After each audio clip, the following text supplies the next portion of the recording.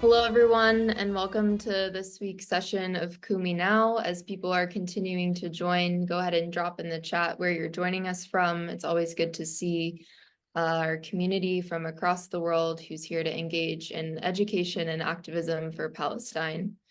My name is Lily. I see many familiar faces on here today. Our topic today is Palestine refugees.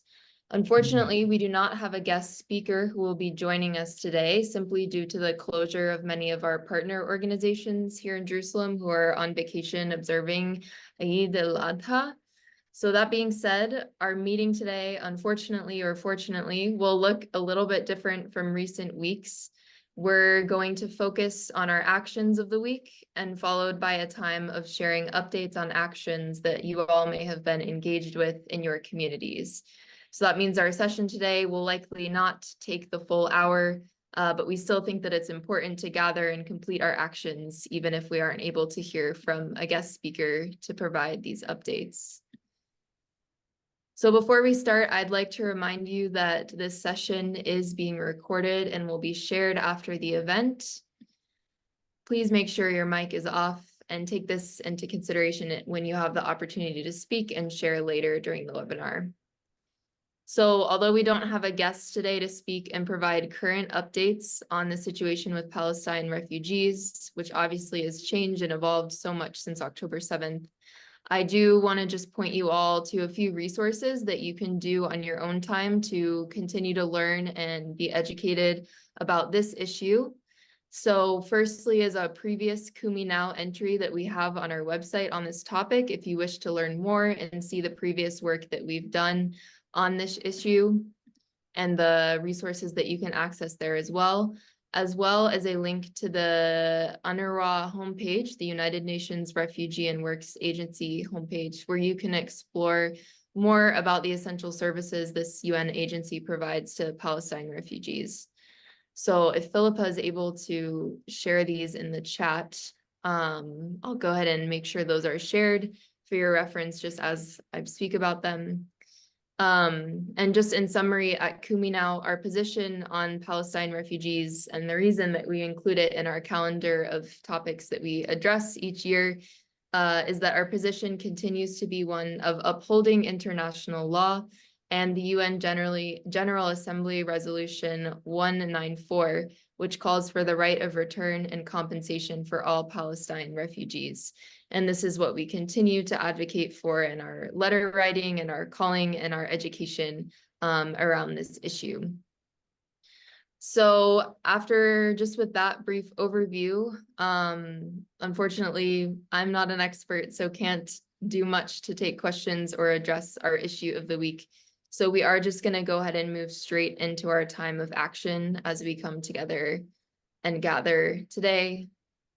So all of our information on actions as usual can be found in our latest Sabeel newsletter and Kumi newsletter, or go to kuminow.com/action. And Philippa will be sharing the links to these in the chat as I go through them. So firstly, our new action for this week is a global invitation to an action which will be taking place on June 25th.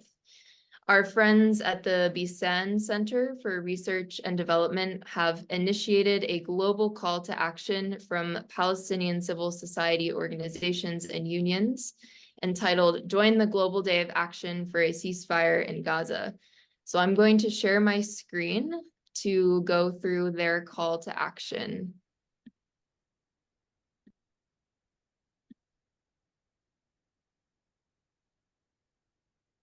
Just give me one moment.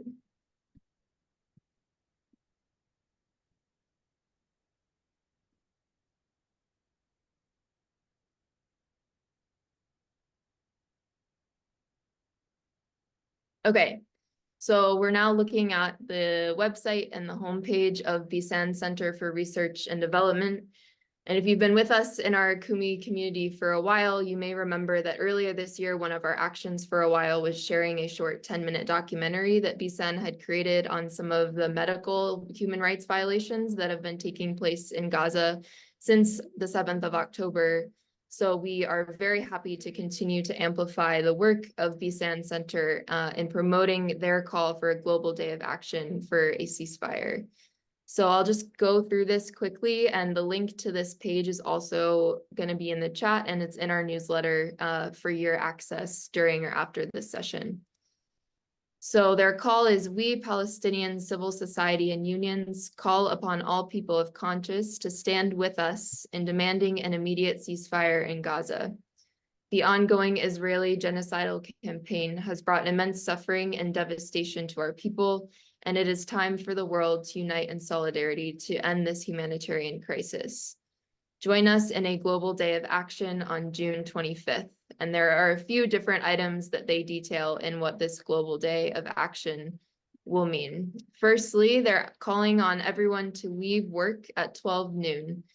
We urge workers, students, and professionals from all walks of life to leave their workplaces and schools at 12 noon local time. This collective pause will send a powerful message that the global community will not stand idly by while Gaza burns. And they suggest that using the rest of this time can be to participate in activities and demonstrations across cities and towns worldwide to call for peaceful demonstrations, vigils, and activities to raise awareness and demand actions. And some ways they outline that you can participate are to join or organize a demonstration, hold a vigil, spread the word using the hashtags that have been circulating for months now, to call, you can contact your leaders. And they're continuing their call to the international community, governments, organizations, and civil society groups to demand an immediate ceasefire, provide humanitarian aid, call for an arms embargo. And through our solidarity and action coming together in this global day of action, we can amplify our voices and show that the world demands an end to the bloodshed. Our solidarity can make a difference, and together we can push for a future where peace and justice prevail. So in order to amplify and carry out this action from our friends at BSAN Center, our actions as a Kumi community are firstly to add this to our calendar. So I would encourage everyone to pull up your calendar, whether it's something that you have virtually or if it's a written agenda that you use, and mark the date on June 25th to join in this strike if you're able, or to set this day aside for an intentional day of sharing and action for Gaza and for Palestine. So that's our first action within this call. And secondly, we need to spread the word about this in order for it to truly become a global day of action. Sabeel and Kumi will just be one civil society organization that is helping to amplify this call. But if we each can share this with 1 to 3 other people and continue to ask and spread for this call, it truly can become a global day of action. So those are our 2 items within this call. Firstly, to put June 25th on your own calendar, and then think of and invite and share with a few others within your networks and communities that can also put June 25th on their calendar. So I will stop sharing my screen at this time and refer you to the chat where the link to these description can be found. And then we will move on to our next action after I give you all just a brief moment to do those 2 things. So write in your calendar and share this link.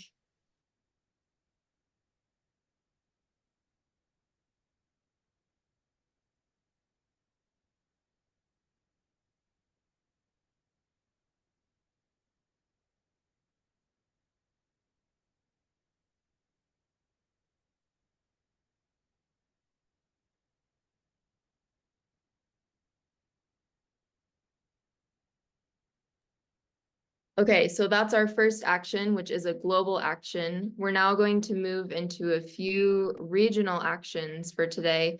The first, which is for our friends in the UK, for an upcoming important action on July 11th, which I will now invite Philippa to present and explain. And I see David in the chat has said that he doesn't see the link, so I will reshare the BSAN Center call action link and invite Philippa to hop on and explain the UK action at this time. Hi everybody. So the UK action is a boycott of Barclays Bank, which is being led by the Palestine Solidarity Campaign. So Barclays has been bankrolling Israel's genocidal onslaught on Palestinians through its financial ties with arms companies that sell weapons to Israel. According to the Palestine Solidarity Campaign, their researchers found that Barclays now invests over £2 billion in and provides financial services worth £6.1 billion to companies arming Israel. So the Palestine Solidarity Campaign is calling on all concerned people to boycott all Barclays services until the bank ends its complicity in Israel's attacks on Palestinians.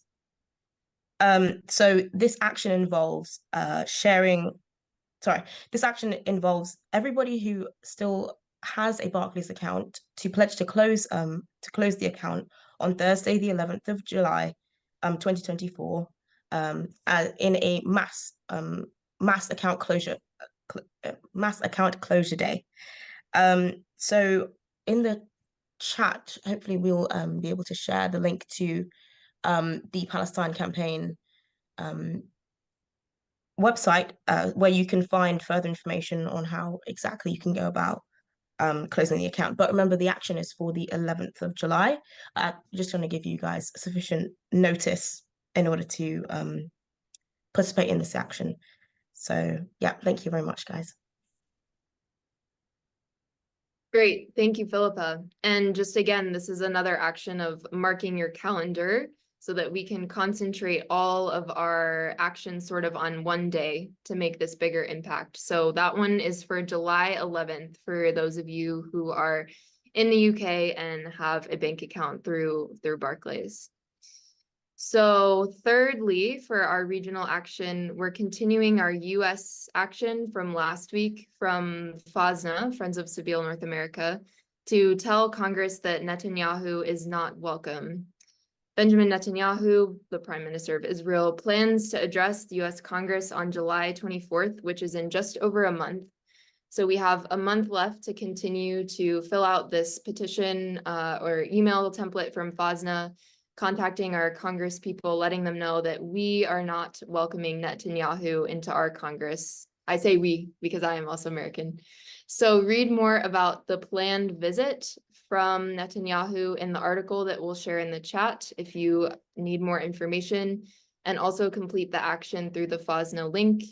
And we are repeating this action from last week, and we will continue to do so until this planned visit on July 24th. So this is one that you can continue to complete multiple times. There's no limit on how often you can fill out these forms and call and contact your representatives. So thank you, Philippa, also for sharing those in the chat. And for those of you who have just joined us, I mentioned at the beginning that due to the holiday of Eid al-Adha, we do not have a guest speaker today to address our topic of the week, which is Palestine refugees. So we're pointing you to resources on our Kumi Now website about the issue for education. And our meeting today is mainly just focusing on our actions, and then we'll have a time for community sharing and updates. So that's our US action. I would encourage you in the chat if you can mention if you've completed this once, twice, multiple times, drop in the chat once you're able to fill this out and send this email. And some in the chat are saying you need a UK postal code for the Barclays action, which Philippa is telling us is correct because it's a UK-based bank. So once again, this action will only apply to those of you who are UK residents and also have a Barclays bank account. Thank you, Linda, for letting us know you've shared.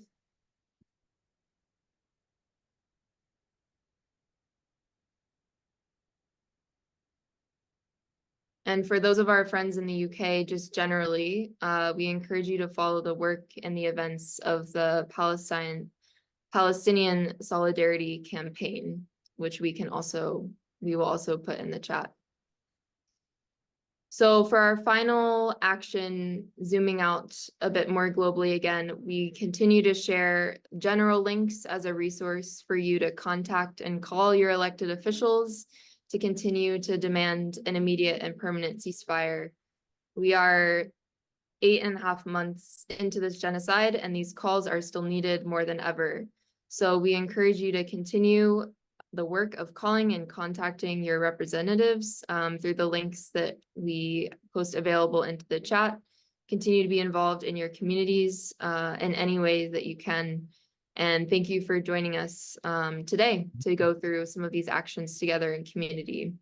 Thank you. So that sort of ends our formal presentation of our actions for today. And since we don't have a speaker, I would invite us to begin a time of any community sharing or discussion for maybe about 10 to 15 minutes. So those of you who've been with us throughout the year, we've sometimes done this in breakout rooms where if you're in different parts of the world, we were having the US friends share with each other things that they're doing, but we're just going to stay in one big group today.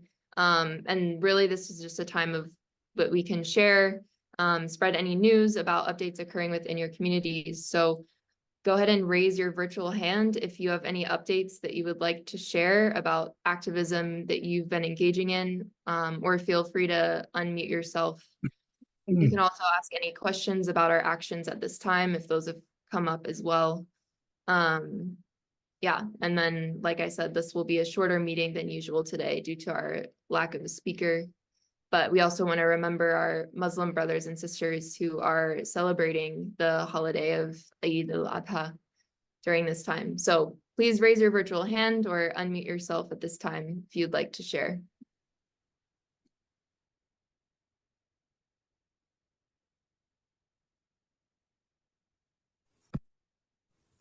Can I say something?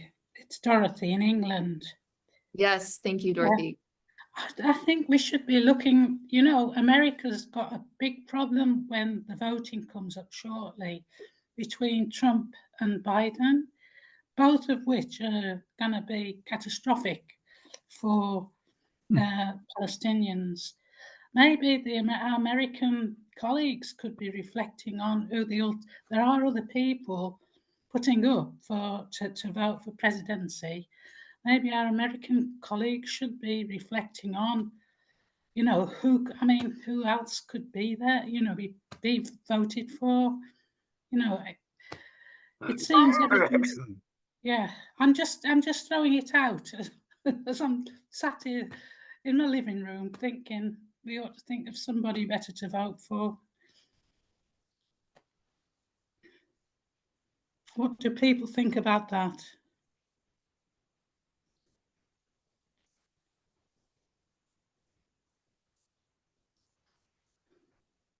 Thanks, Dorothy. Philippa?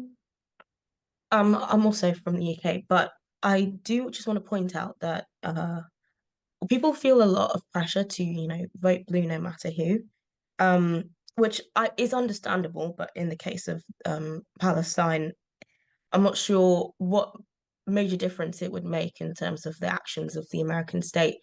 However, like down ballot in terms of local elections, there's a lot of good work that can be done in, you know, ensuring that positive representatives and people who are aware of the plight of the Palestinians are actually elected into power. And there's a lot of stuff that can be done locally that maybe won't be reflected in like the, you know, highest office. But yeah.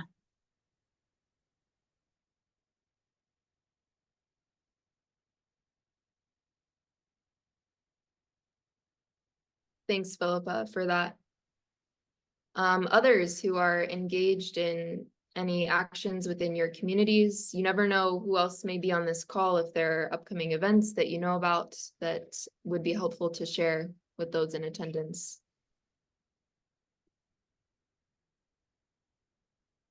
I can add that the suggestion to focus on the down ballot candidates is really a good one. There is another presidential candidate, Jill Stein with the Green Party, but the problem is she only has a really small percentage of the vote, And so we're faced with a dilemma. If we vote for her, is it actually reinforcing Trump's candidacy? It's really a dilemma. I don't know. I mean, it's like, out of the frying pan into the fire. But the down ballot focus, I think, is a real positive suggestion. Yeah, thank you, Lee.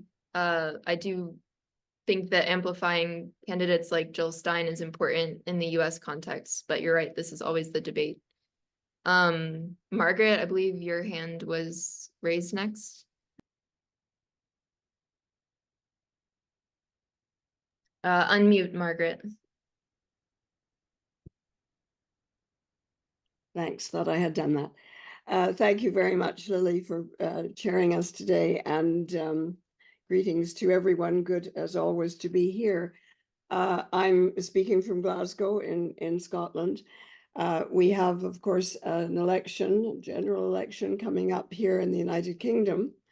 And some of us are fortunate enough to have an existing MP and one who is also running in the new vote, representing this part of Glasgow in Westminster, who has been prominent and dominant in her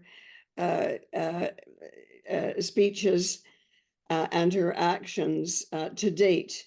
She's a sitting MP, and I think we can do something by encouraging those people who are voting in our constituencies to be aware of the situation of Palestine if they aren't already, and to maybe be more informed than they could be through us and through links that we can give to them. One can see from the press and other media here in Britain that there are a number of places already throughout the United Kingdom and Northern Ireland which have a focus in their constituencies on Israel-Palestine, and to encourage those who are doing that and to ask the questions that need to be asked if you're going to a hustings where all the candidates are going to be present,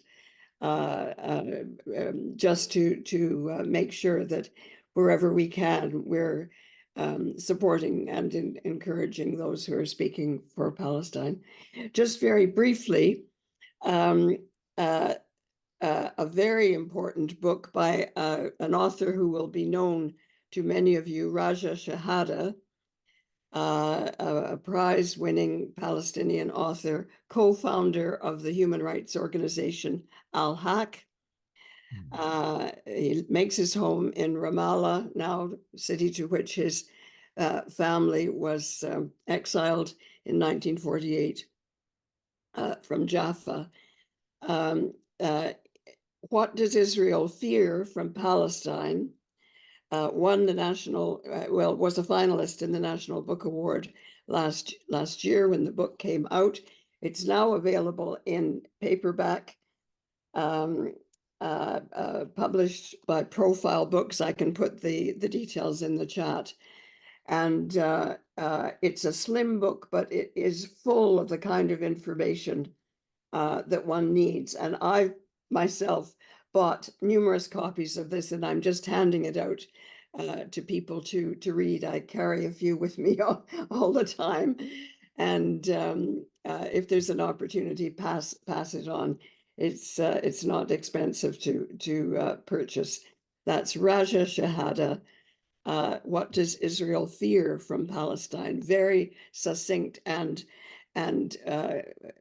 well-grounded. Couldn't be better grounded than in its facts than by this wonderful author. And I encourage people to read it and to encourage other people to read it. Thanks very much, Lily. Thank you. Great, thank you, Margaret. I'm sure that many will take that advice. Okay, I believe Reverend Fahed, your hand is up. Yes, my name is Fahed. I'm a Palestinian American retired Presbyterian minister, and I live in Atlanta, Georgia. The thing that I want to reflect about that every week your program helped me to be updated of what is going on. And on Thursday, I do the Bible study and I grow spiritually. Now, if I am a Palestinian American and I learn from you, I think we need to start being intentional to invite people to the Tuesday 11 o'clock for 1 hour. So in a volunteer system, unless we invite and send the link and do something, it will not happen. I think your program through social media and other, we must let it grow, because the more people know, the more we can change things. So I feel not everybody like Bible study, that's okay, but the Tuesday program to me is the best program to educate us when we are far from Palestine, don't know what is going on, to hear a live witness. So I would like to challenge myself and challenge each one of us. Imagine if each one of us will invite one person a month, what will happen? If we are 100, it will be 200, it will be 300. I think we must grow this program if we are going to influence others. Thanks. Thank you. Yeah, thank you. And I'm sure many of us admire your desire for this program to be grown and be shared. So yeah, I echo that call. Thank you, Fahed. The last thing I wanted to say, we hosted Reverend Munder Isaac, and the Carter Center wanted 20 people, and I said, no, we need to go out to another place. They said, okay, recruit. So I went after Lutheran, Presbyterian, and the Presbyterian came first. And imagine the minister said, how many people? I said 30, 40. We ended up with 100 people. People are hungry to learn. People have been following him on what you call it, social media. So at least 10 people came from Facebook. I would like to challenge first now to do a program in Atlanta, like a 1-day or 2-day conference. Thank you very much. Great. Yes, if anyone else is in Atlanta, get in touch with Fahed and we can make this happen. Okay, I think next, Lynn, your hand is raised. Yes. Yeah. This is for UK people mainly. On the 8th of July, it's the Church of England General Synod meeting, and there's a fringe event which is going to be addressed by Father Fadi Diab. And it was really, if people know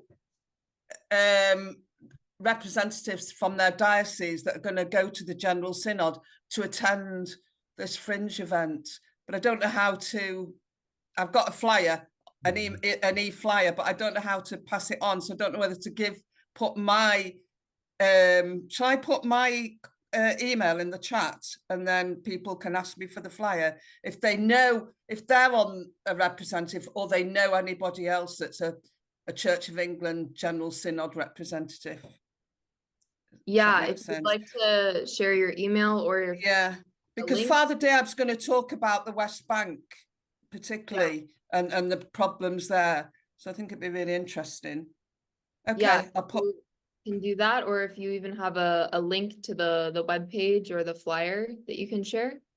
No, I don't think so. I don't know whether Sabeel Kairos UK have got it on there, on our thing. I'll put my email on. That's fine. Okay. Great, that's good to know. And Reverend Fadi is a good friend of Sabeel in general. He's done many of our services, so that's definitely a voice to listen to and to amplify. Maybe if someone who's techie can Google and see if they can find it online, maybe Philippa, if you can look and see if you can find it online for people. that would also be helpful. Otherwise, yes, email Lynn to get more information on that. Okay, Mathis, your hand is raised. I don't know if I've said that correctly. No, it's all right. My name is Dutch. It's Matthijs. A few things on my mind. I'm based in Toronto, in Canada. We had a privilege last week to hear firsthand from a small group of people who have visited in Palestine. First of all, I wanted to highlight the value of church networks, because they are, I believe, they're still extremely valuable in building connections across across national borders and national media spheres.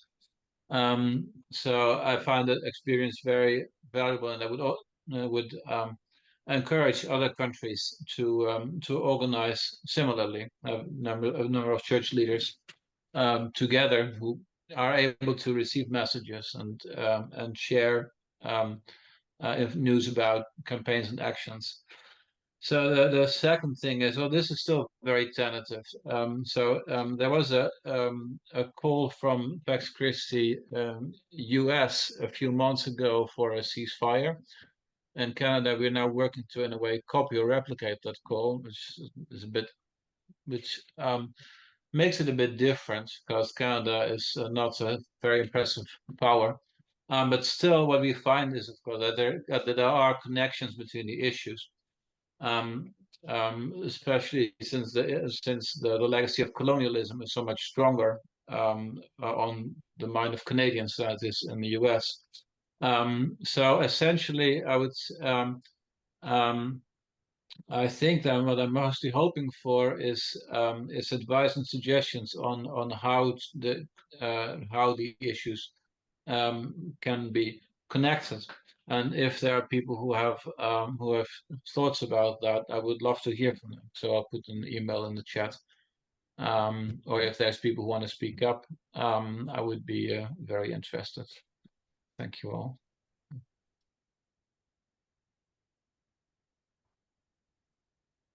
Thank you. Yeah, if there is any responses from that, feel free to raise your hand or speak up. Or yeah, please share your email and connect with one another in this space. Thank you. David? Are you raising your hand? Okay, unmute, please.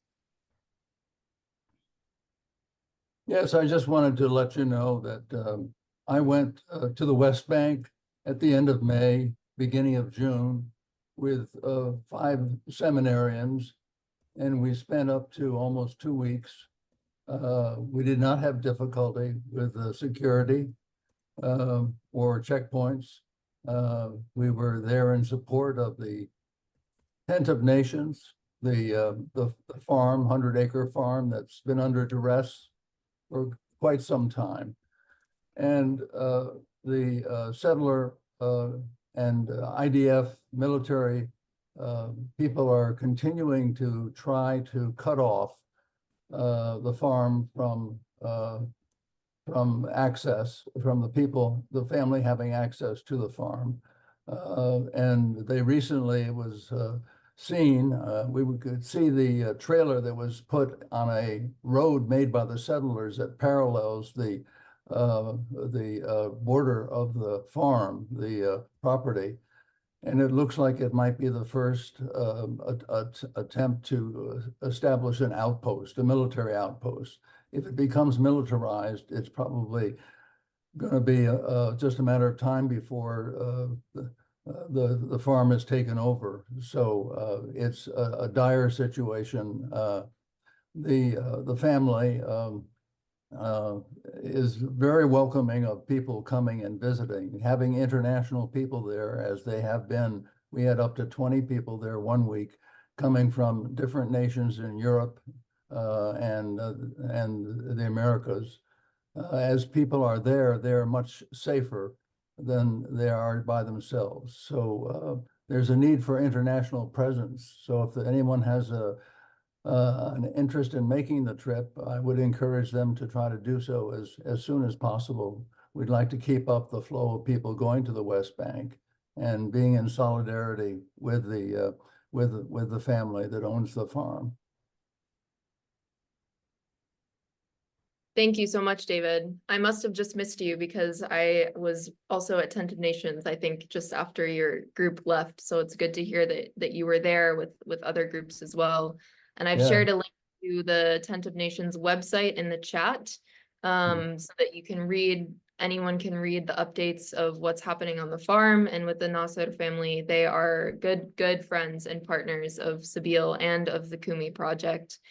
And that's what all Palestinians are saying right now, is come now, come visit, come work, come use your and solidarity, come invest in tourism right now, especially in the West Bank. That's such a struggle. So thank you, David, for that encouragement. And Tent of Nations is a great place to come and to spend time if you have the means and the resources, or if you know of people who are interested to visit Palestine. Yeah. They just need to be in contact with Dowd Nasser through the website. Yep. It gives the background and explains what the process is. Yep. Yeah. Okay. Thank you, Lily. In a Kumi session maybe about 2 months ago, I believe, also. So that's a resource available as well as hearing from Dawood on this platform. Okay, Lynn, I see that your hand's raised. It's just to add that Linda's thankfully put the flyer in the chat, and it says on it to reply by the 17th of June, which is yesterday, but that doesn't matter. You just contact the people on the flyer. Ignore the reply by date. And is this for a local event, or is this another online? Oh no, that's the General Synod one with Fadi Diab. Okay. You don't have to abide by that reply by date. Just get in touch with the organisers. Thank you. And Linda's put the flyer in the chat. I sent it to Philippa as well, but yeah. Perfect. Thank you. Linda, you also were sharing about the documentary, the Where Olive Trees Weep documentary. I wonder if you would mind unmuting and sharing a bit about that. I also have it pulled up to share my screen because this is something that we want to promote as well. Yes, I'm not sure how I heard of it first, but it's a very hard-hitting documentary about life in the West Bank particularly, and some things that I didn't know about the level, well, what actually happens in prisons and things like that. One of the main speakers, I can't remember her name, she talks very candidly, and I think I saw an interview with her, she's now out in America, so she's got more freedom to speak. But also at the moment, if you join, you're supposed to give a donation, and you have 48 hours to view it, but if you need to go back, they say go back and just put a 0 in, or you can put whatever you can afford. And I had an email from them this morning saying that with the proceeds that people have put into this, they've already managed to plant 3 plantations with a lot of olive trees in Palestine. So they're using the money that people are donating directly to go back into Palestine. But they've got 21 days starting last week, I think it is, where every evening, 7 o'clock British time, I'm not sure everybody's time, they're doing live discussions. And those are also recorded, so you can go back and listen. I heard the first one before I'd seen the film, and that was with the main person, I can't remember her name, sorry. So it is really hard-hitting. I've seen a few things, and most of them are hard-hitting. Some of them are not quite so good. This is really, really brilliant. And it has a wide variety of people talking, including Gabor Mate, who talks about trauma. It's very much from a trauma point of view as well. It's very much recommended, and also watch the extra bits that you get as part of that. Yeah, thank you. I definitely feel inspired to watch it after that. And I think this things like this media, film, documentary format can be such a good way, touch point to share with people, to educate them and get them invested in Palestine. So thank you for that. And we've shared the link to that website in the chat, I believe also. Randy, would you like to unmute and give us an update on Leanne and what's happening with the Nasser family there, if you're there still? Sure. As many of you know, Leanne Nasser, a 23-year-old, 24-year-old now from Birzeit University, was rearrested on April 6th, taken from her home in the early morning hours and taken across the border into Israel and imprisoned in Damon prison near Haifa. She's being held under a 4-month sentence of administrative detention. And the family is very concerned because, of course, the conditions in the prisons have deteriorated greatly for Palestinian prisoners since October 7th. Currently, there are efforts being made to try to ask people to contact their elected officials, specifically here in the United States, contacting the State Department, but certainly also your members of Congress, senators, and representatives. Similarly, in the UK, there have been efforts to, including Fadi Diab speaking with the Archbishop to Justin Welby to bring her case to the forefront. Bishop Welby has expressed concern over the situation, but I don't believe there's been any kind of concerted effort yet to communicate that to the Israeli military. Of course, Leanne, being a West Bank citizen, is being held on charges by the military, but we don't know what those charges are. She's had very little opportunity to speak with her lawyer, and I believe no opportunity to speak with her family. So that's the situation as I have it at this point. Thanks, Randy. And Philippa has also just shared the link to the petition around this case of Leanne Nasser. So this can be a little moment of action time in the midst of our discussion. If you haven't yet signed this petition, please go do that. And thank you so much, Randy, for the work that you're doing to advocate for Leanne and her family. And the important thing to remember is, Leanne is one individual. We're concerned about her. She's, as far as we know, the only Palestinian Christian who's being held in administrative detention. But in that sense, she's only a poster child for this action, because there are thousands of children as young as age 12 all the way up to adults of any age who are currently being held in administrative detention in Israel. Administrative detention, as opposed to a type of sentence that's offered after a trial, where people are incarcerated after being found guilty in a trial, is really sort of a proactive type of thing to try to keep people from doing things that the state views as subversive or problematic. And of course, we're not exactly sure what Leanne was supposed to be accused of. Certainly, there's been no trial in her situation, but this is the situation for literally thousands of people currently in the West Bank. Yeah, very, very important to keep in mind. Thank you for that reminder. Please access this petition that's been shared in the chat and sign on if you're able, and let us know once you've done so.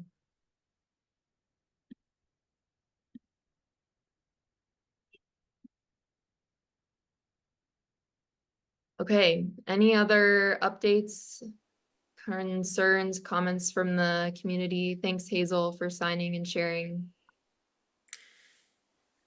Yeah, Linda. Just to add one thing about the film Where Olive Trees Weep, because I wasn't thinking, but it also has Jewish voices also. So Ilan Pappé is a part of it as a very good Israeli pro-Palestinian, and also Gabor Mate also speaks about the fact that he was a Holocaust survivor and the fact that that doesn't give any excuse for what's happening. So as a rounded thing as well, it's a very good thing for people who might be less supportive of Palestinian issues. Thank you. Doug, your hand is raised. Go ahead.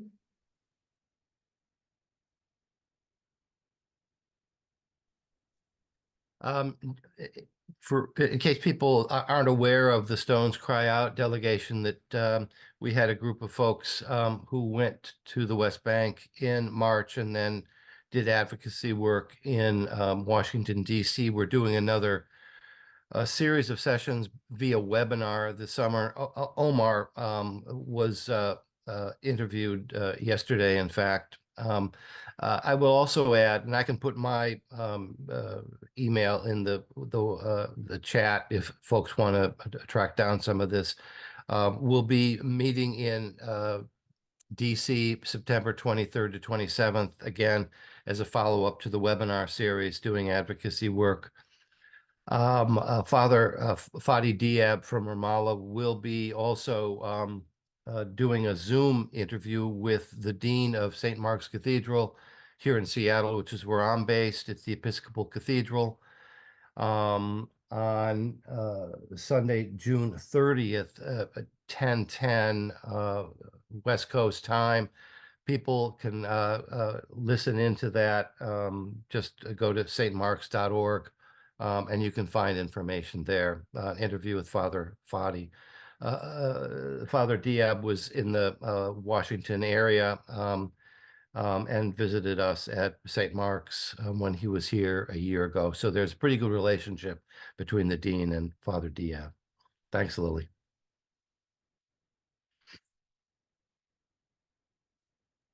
Thanks, Doug. And if you want to share your email or share any links to the webinars or more information about the Stones Cry Out delegation and information, I have one link to a post from Fosna that has more information that I've just put in the chat if anyone's interested. But yeah, Doug, if you have more resources as well, please. Yeah.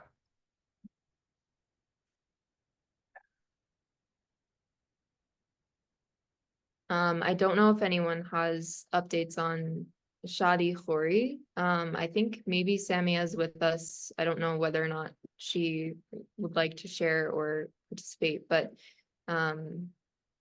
recently we had in the Wave of Prayer an update about Shadi Khoury, and that's all that we have from Sabeel at this time.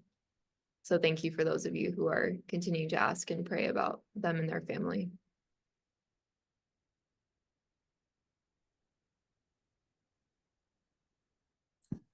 I'll just toss it. Go.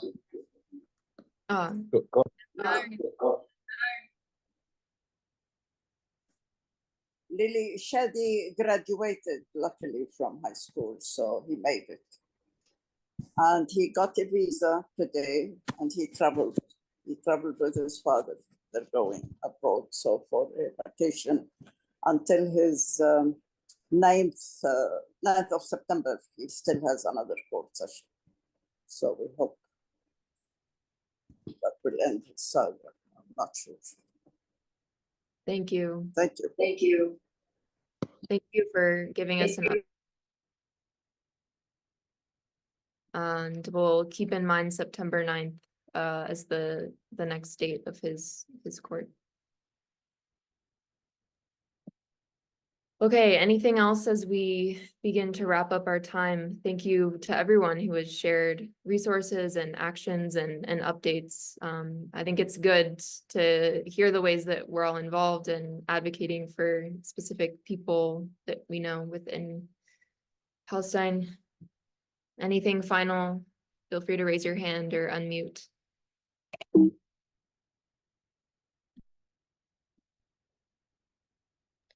I believe Randy, you had your hand you'd unmuted before, but then there was a bit of an echo. So if you still want to speak, there's times now.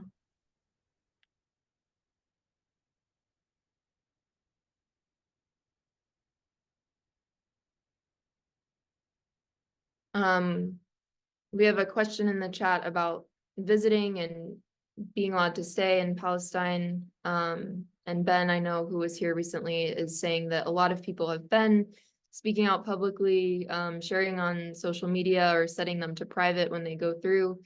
I can speak to the fact that there are many delegations that Seville has hosted, even so far in 2024. Groups are able to come. Some are coming through Tel Aviv, through Ben Gurion, and some are coming through Amman and then crossing the bridge. But yeah, I think, again, just the call from here is to come and see, to come visit. It's important to do that and come, make these connections. And I know many of you have been here to visit also. So thank you for those of you who are asking and sharing information about your experiences of visiting as well.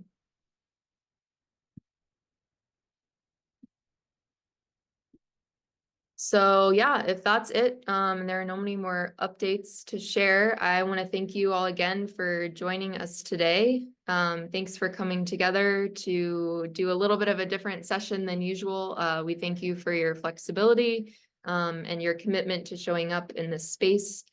A link to a video of this gathering and all the links that were shared today will be available on our website and YouTube channel in the coming days and will be shared in the next newsletter.